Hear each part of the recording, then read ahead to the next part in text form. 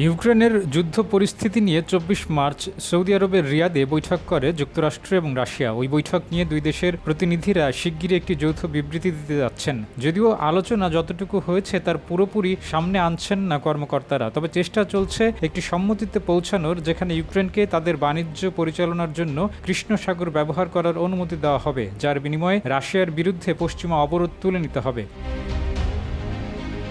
২৪ মার্চের সৌদি আরবের রিয়াদে অনুষ্ঠিত ওই আলোচনার প্রধান আলোচ্যসূচি ছিল ইউক্রেনের বাণিজ্য পথ উন্মুক্ত করা এবং পশ্চিমা অবরোধ থেকে রাশিয়াকে মুক্ত করার উপায় বের করা। মার্কিন প্রেসিডেন্টের দপ্তর হোয়াইট হাউসের একজন মুখপাত্র জানিয়েছেন, দুই পক্ষের মাঝে ইতিবাচক আলোচনা হয়েছে। রাশিয়ার সমঝোতাকারীও পশ্চিমাদের সঙ্গে একাত্মতা জানিয়ে আলোচনা সফল হয়েছে বলে জানিয়েছেন। রাশিয়ার রাষ্ট্রীয় বার্তা সংস্থা তাসে এসব খবর জানানো হয়েছে।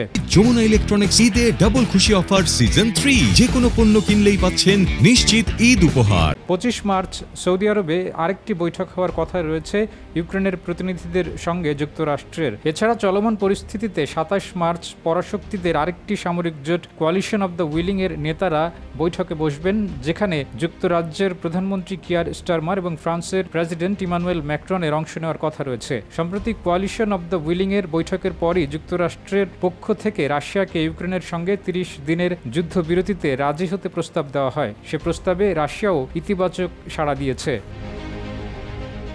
মার্কিন প্রেসিডেন্ট ডোনাল্ড ট্রাম্প বলেছেন, তিনি ইউক্রেনে যত তাড়াতাড়ি সম্ভব মৃত্যুর মিছিল থামানোর দিকে নজর দিচ্ছেন। তবে রুশ প্রেসিডেন্ট ভ্লাদিমির পুতিনের জন্য ট্রাম্পের সঙ্গে যুদ্ধবিরতির আলোচনা এর চেয়েও বেশি কিছু। রাশিয়া ও মার্কিন কর্মকর্তারা আরও গভীরভাবে আলোচনা করতে সোমবার সৌদি আরবে বৈঠক করেন। তারা সাময়িক যুদ্ধবিরতির নানা দিক নিয়ে আলোচনা করেছেন। ইউক্রেনও জানিয়েছে তারা পূর্ণাঙ্গ যুদ্ধবিরতির জন্য প্রস্তুত। আর পুতিন বলেছেন, তিনি প্রথমে বেশ কিছু ছাড়ের বিষয়ে নিশ্চিত হতে চান।